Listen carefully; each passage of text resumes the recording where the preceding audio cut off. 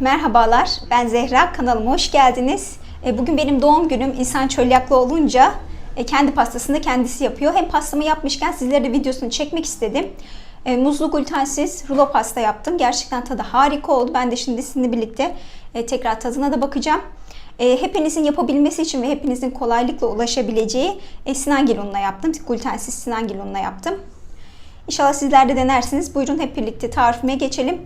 Ben de sizinle birlikte pastamın tadına bakacağım. Gerçekten çok güzel oldu. Yumuşacık bir gece önceden yaptım ve dolabıma attım.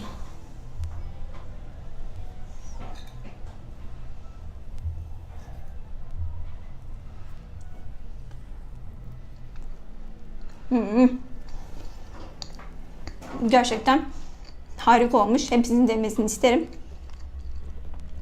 Buyurun hep birlikte tarifime geçelim. Pastamız için öncelikle pastacı kremamızı yapmamız lazım. Bir gün önceden pastacı kremamızı yapıyoruz. Böylelikle daha lezzetli oluyor. Pastacı kremamız için 3 adet yumurtanın sarısını mutfak robotumuza kırıyorum. Üzerine de yumurta sarılarımın üzerine de yarım su bardağı şekerimi ekliyorum ve mutfak robotumu çalıştırıyorum. Bunları biraz şekerle yumurta birbirine geçmesi için çırpıyorum. Onlar bir kenarda çırpılırken ocağıma 1,5 su bardağı süt ekliyorum. Onları da ısıtmam lazım. Sütün sıcak olması gerekiyor. Çırpılan yumurta sarılarının ve şekerin üzerine yarım su bardağı Sinangil'in glutensiz ununu ekliyorum. Yarım su bardağından bir parmak fazla da olabilir. Üzerine ise bir paket Doktor Oetker'in vanilyasını ekliyorum. Tekrar mutfak robotumu orta ayarda çalıştırıyorum. Eğer mutfak robotunuz yoksa bu işlemlerin hepsini el blender ile yapabilirsiniz. Isınan kaynayan sütümü de üzerine ekleyeceğim ama hepsini birden dökmüyorum. Çünkü yumurta sarılarımın pişmesini istemiyorum. Mutfak robotumu çırparken azar azar sütümü de ilave ediyorum.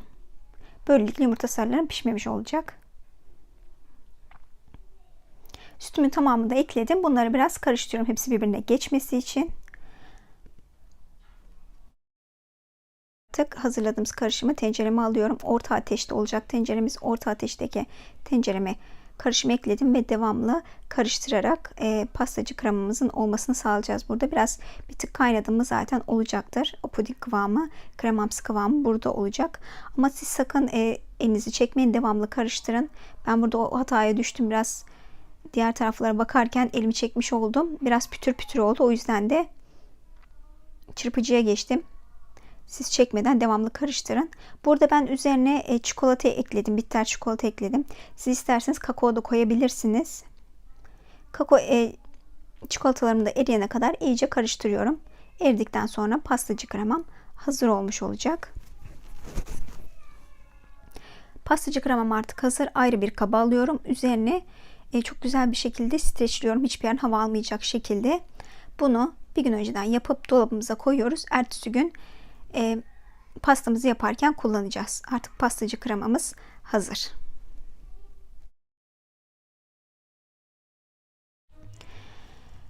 Glutensiz rulo pastamızın kekini yapıyoruz şu anda. 3 adet yumurtamızı kırıp el blender ile çırpıyoruz bunları. Yumurtalarımızı çırptıktan sonra üzerine yarım su bardağı şekerimizi ilave ediyoruz. Şekerle birlikte yumurtalarımızı tekrar çırpıyoruz.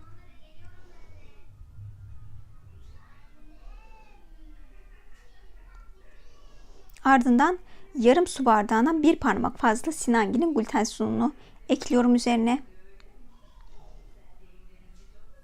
Üzerine de Doktor Oetker'in kabartma tozundan bir çay kaşığı tepeleme olacak şekilde ilave ediyorum. Üzerine biraz hafif olması için kekimizin 2 yemek kaşığı su ilave ediyorum. İçme suyu ilave ediyorum. Ve bunları hepsini birlikte artık çırpıyoruz. Ve keki çırparken hep aynı yönde çırpalım. Kekimiz artık oldu. Çok basit çünkü. Çabucak da kıvamını alıyor kekim. Fırın tepsimizi alıyoruz artık. Fırın tepsimin üzerine yağlı kağıt koyuyorum. Yağlı kağıdın üzerine ise biraz sıvı yağ ekleyip bunu fırçayla her tarafını sürüyorum. Çünkü kekimiz piştikten sonra çıkması çok kolay olsun diye iyice her tarafına sürüyorum. Ardından kekimizi fırın tepsimize ekliyorum.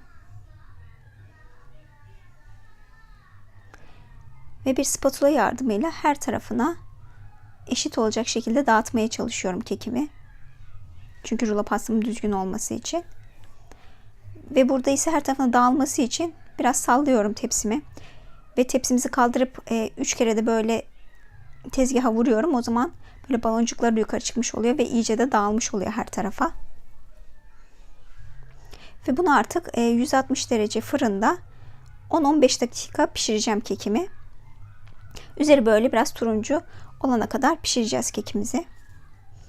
Evet, kekim artık pişti. Gördüğünüz gibi üzeri biraz böyle turuncu kıvamda oldu. Çok çabuk pişiyor zaten. 10-15 dakika. Bu herkesin fırınına göre değişir. Fırından çıkar çıkmaz sıcağıyla bunu hemen katlamam gerekiyor. Bu rulo şeklini vermemiz için.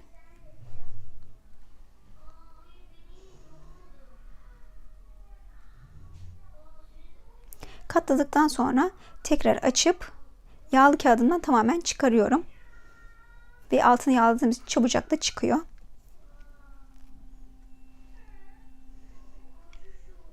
Arkası çok güzel pişmiş şekilde tekrardan iç tarafını çeviriyorum.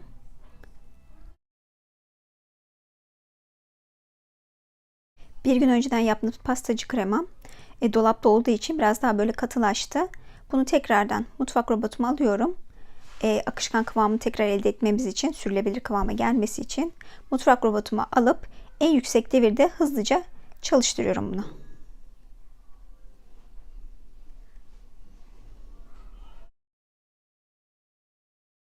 Kekimin yumuşak olması ve pastacı kremamızı iyice emmesi için üzerine 2-3 yemek kaşığıyla sütle ıslatıyorum. Islattıktan sonra pastacı kremamı üzerine ekliyorum.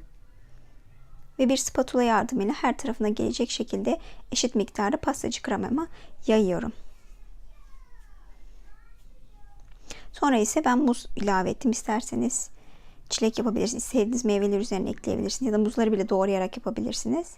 2 adet muzumu koyduktan sonra artık rulomu sarmaya başlıyorum. Burada dikkatli bir şekilde rulomu yapıyorum. Pastacı krem bayağı çok olmuş içerisinde. Diğer taraftan fazlalıklar çıkacaktır. Kalan fazlalığı ise ben ziyan etmedim. Rulomun üzerine sürdüm. Artık rulom hazır. Bunu dolaba koyacağımız kabın içine koydum. Üzerine de kalan kenarlarından çıkan fazlalık kremamı da üzerine sürdüm. İsterseniz sürmeyebilirsiniz. Bu tamamen size kalmış. Tercih meselesi. Ya da çikolata eritip de üzerine dökebilirsiniz. Artık glutensiz rulo pastam hazır. Bunu şimdi bir gece dolapta bekleteceğim. Bir gece dolapta bekleyince hepsi birbirine geçmiş olacak. Pastacı kremamla kekim daha yumuşak bir kıvam alacak.